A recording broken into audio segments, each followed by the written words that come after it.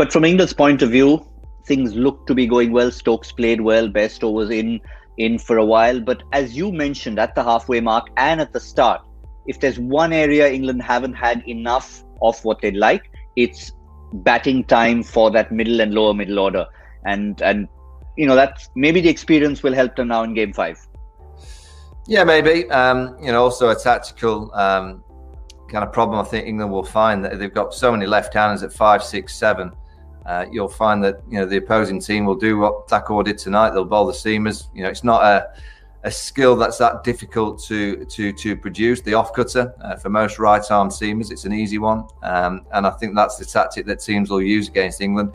England then have to start thinking: do they need to find a right-hander to be able to slot in that middle order, just to make it more difficult for the opposing team? But they'll be better for the outing, getting some time out in the middle, and it's just a one-off game on Saturday. England generally have played well in these kind of one-off games over the last few years in white ball cricket, but to do it in India, where the World Cup's going to be, it's the perfect finish to a tremendous series on Saturday. Yeah, it certainly would be. Big arena. I know we're not going to have crowds there, but certainly it's an awesome arena to be in, to have a grand finale to a 5-match T20 international series, which perhaps maybe a couple of years ago would have been insignificant as an add-on to a series otherwise. But now with the World Cup beckoning, it has that extra importance. I think overall, just to sum up today's game, the one big plus for you, Zahir, is it the intent that India showed right from the very start, because they were up against it, having again lost that toss? Intent through and through, and I think staying in the game, which was very important from today's game point of view. It's a very interesting stat around a must-win game and this Indian team going out there and winning them. When you have that kind of a number to as a backup, it really helps you, and just kind of that belief is growing stronger and stronger, which showed today. I think things were stacked up against them.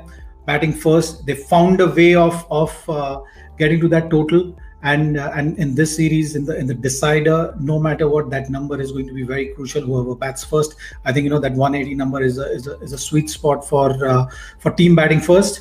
But I think from India's point of view, that belief was seen even when the Ben Stokes partnership was going on along with Bairstow. They stayed in the game. It was tough. There was a lot of dew.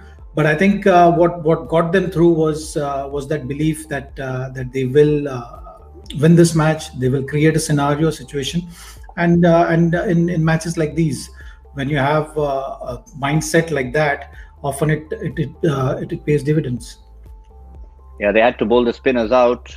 Owen Morgan acknowledged that it was the loss of those crucial wickets towards the end.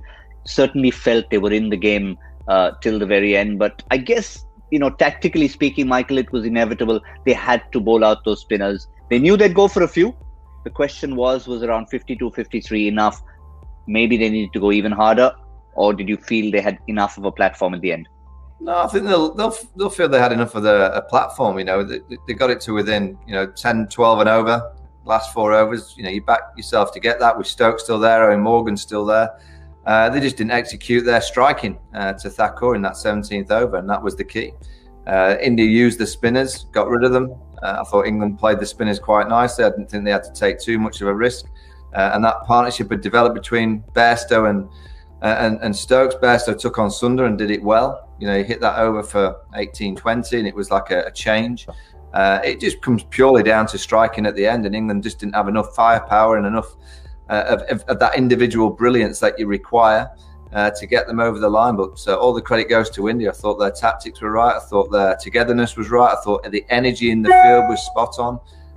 And you'd have to say, going into Saturday's game, India will be favourites because they've won both ways. England have only won one way, which is chasing. They haven't managed to bat first and win a game. So you'd have to say that India are favourites going into Saturday's game.